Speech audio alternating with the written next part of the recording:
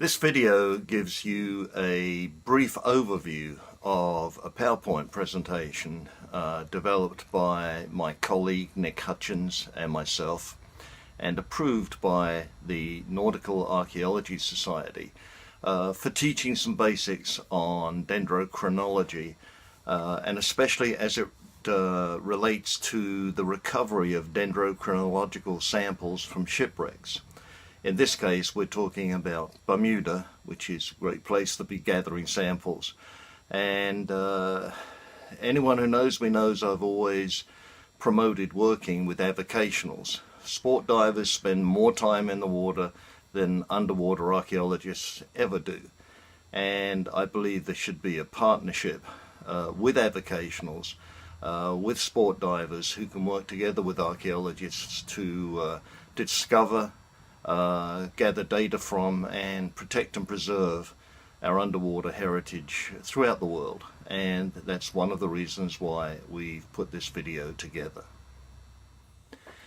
Dendrochronology is, or tree ring dating, is a scientific method of dating tree rings or growth rings to the exact year they were formed in order to analyze atmospheric or climactic conditions at the time. Dendrochronology is useful for determining the timing of events, of change, particularly in the environment and the climate, but it is also valuable for dating works of art, architecture, and, in our case, ships. Growth rings or tree rings or annual rings can be seen in a horizontal cross-section through the trunk of a tree. Growth rings are the result of new growth in the vascular cambium, as it's called, a layer of cells near the bark that is classified as a lateral menistem. The growth in diameter is also known as secondary growth. Visible rings result from the changing growth or growth speed during the seasons of the year. Thus, critical for the method of dendrochronology, one ring generally marks the passage of 1 year in the life of the tree. When you have a dendrochronology developed for a specific area, usually from naturally growing trees and existing historic structures, you can then take samples from newly found pieces of wood and compare them to the ring structure in that chronology and thus accurately date the object that the wood came from. And of course, in our case, we're talking about ships that are found in the Bermuda environment, and certainly if they're local woods, we're going to find a way then to be able to date them very, very accurately. This is done by taking what's called a core sample, and a core drill is used to take a sample of the tree rings across the horizontal layer of the tree.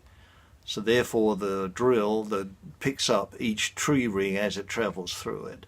And that core sample will then give you a ring pattern that can be compared to your existing dendrochronology database.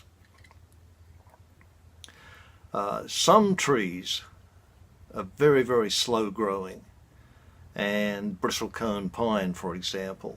And these trees enable a database, a chronology to be built that can go back a long time.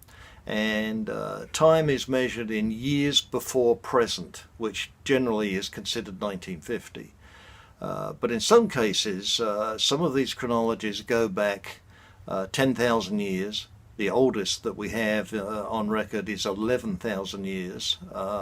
So they cover a great deal of time, and certainly will cover the period of time that you will recover from wrecks in the Bermuda region.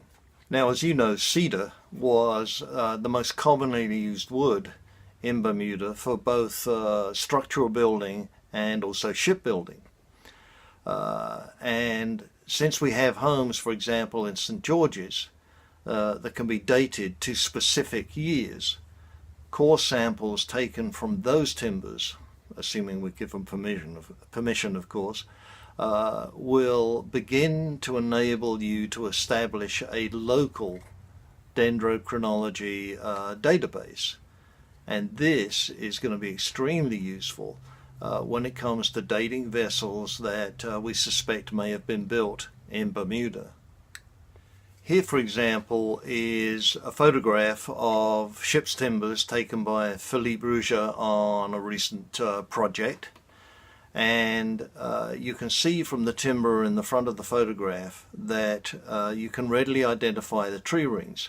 And a core sample taken across those tree rings will produce a sample that could then be compared to either a local database or databases in the US or in Europe.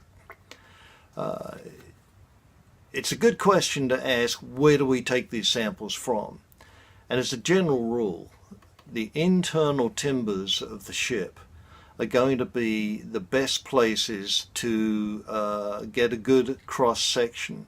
You need a fairly thick sample of wood to be able to go across a lot of the tree rings in order to get sufficient data or a sufficient tree ring pattern that you can then match to your database. Hull strakes are too shallow for you to do that, but frames, knees, keelsons, the big timbers inside the ship, the structural timbers, these are ideal sources for a core sample. So how are you going to collect your sample? On land, of course, we can use an electric drill. We can drill into a log, recover a sample fairly easily. Underwater, it's not going to be that easy. You're going to have to use muscle power with a drill and a hand drill and use that to recover your sample. What are you going to do with your sample once you've recovered it? It's very important to have the materials with you that you need to preserve and recover the sample. You're going to want to keep the sample in a baggie. You're going to want to keep it wet. And certainly you're going to want to have a slip of underwater paper, waterproof paper, to mark the date, the site, and the location of the sample, and put that in the bag with the sample. You can also write that on the outside of the bag, but that doesn't always survive. The next question, who analyzes these samples? As you work, and hopefully you'll be able to do this, to gather samples from historic buildings in Bermuda, you will actually build up your own database, and you will then learn to compare the growth ring patterns on your recovered sample with those database chronology examples. That will tell you if you have a local wreck, and especially if you can determine that the wood is cedar. If it's some other wood, yellow pine for example, or something of that nature, or live oak, it's probably going to be from the US. Conventional oak, British oak, obviously Europe. But these are things that you'll learn. One thing you will be able to do is to send photographs and actual samples to experts in the US and in Europe who will also be able to compare those growth ring patterns with their databases. And this again will expand the range of knowledge and information that we're then recovering from Bermuda wrecks. There's going to be a practical session, and hopefully you will actually have participated in the recovering of core samples from historic structures in Bermuda, St. George's particularly, which will give you some practical experience. But what you will also do with Nick is practice taking core samples, obviously on land, on a dry piece of wood, something that's not historically important, And that will teach you how to get your sample, how to recover it, how to remove it from the core, and then how to preserve and record it.